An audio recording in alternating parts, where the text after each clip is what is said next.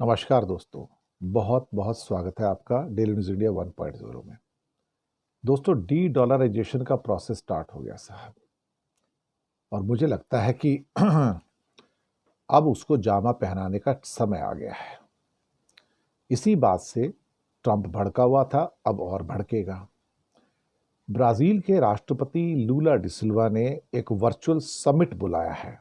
BRICS देशों का virtual summit बुलाया है और उसका एजेंडा डी डॉलराइजेशन है।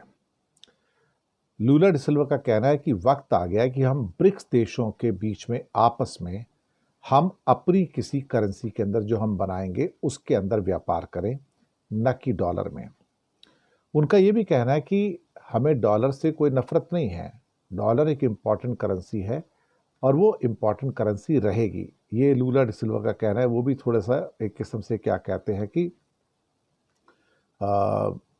चाल खेल रहे हैं।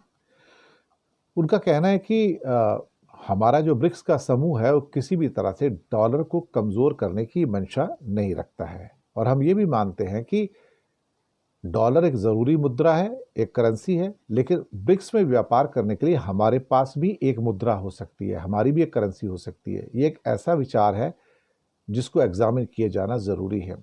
हम डॉलर को कमज़ोर नहीं करना चाहते, लेकिन हम ब्रिक्स देशों के बीच में जो व्यापार है वो एक और साझा मुद्रा, जो हम नई मुद्रा बनाना चाहते हैं, हम उसके अंदर करना चाहते हैं। अब साहब, इन्हों को पहले पता लग गया था कि तुम जो है अलग से मुद्रा बनाना चाहते हो, करेंसी बनाना चाहते हो ब्रिक्स की। और भारत को जब ये पता लगा तो भारत को एकदम से झटका लगा, क्योंकि भारत वैसे ही इस टाइम ट्रंप के निशाने पर है। तो भारत ने कह दिया, नहीं भाई जी, डी डॉलराइजेशन का या अल्टरनेट करेंसी का जो मुद्दा है वो हमारे एजेंडे पे नहीं है भैया।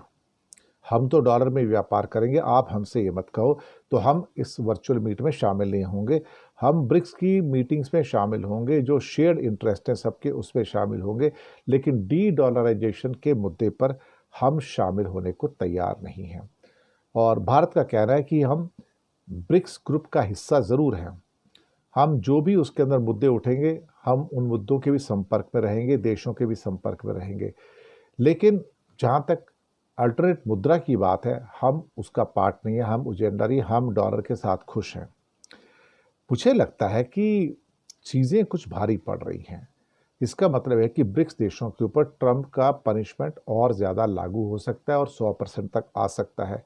और ख़ास तौर से लूला डिसिल्वा का ये ख़ास तौर से जो स्टेप है कि अब हम ब्रिक्स की नई करेंसी लेकर आएंगे, ये और ज़्यादा आग लगाएगा। और ट्रंप छोड़ने वाला नहीं है, वैसे ही वो गुस्से में भरा बैठा है। और इन हालातों के अंदर, जबकि दुनिया में सिचुएशन ऑलरेडी बहुत वोलेटाइल है, भारत और ब्राज़ील पे ऑलरेडी 50% का टैरिफ लग चुका है, चाइना के ऊपर अब टैरिफ लगाने की बारी आ रही है। तो हो सकता है कि आने वाले दिन हमारे लिए, अगर हम डी डॉलराइजेशन के प्रोसेस में जाते तो और ज़्यादा कठिनाई वाले हो सकते हैं। और हो सकता है कि भारत के ऊपर फिर 50 और 100% के बीच में टैरिफ लगा दिया जाए, जिससे हमारा व्यापार जो थोड़ा बहुत बचा है वो भी चौपट हो जाएगा। बहुत बहुत शुक्रिया आप सबका।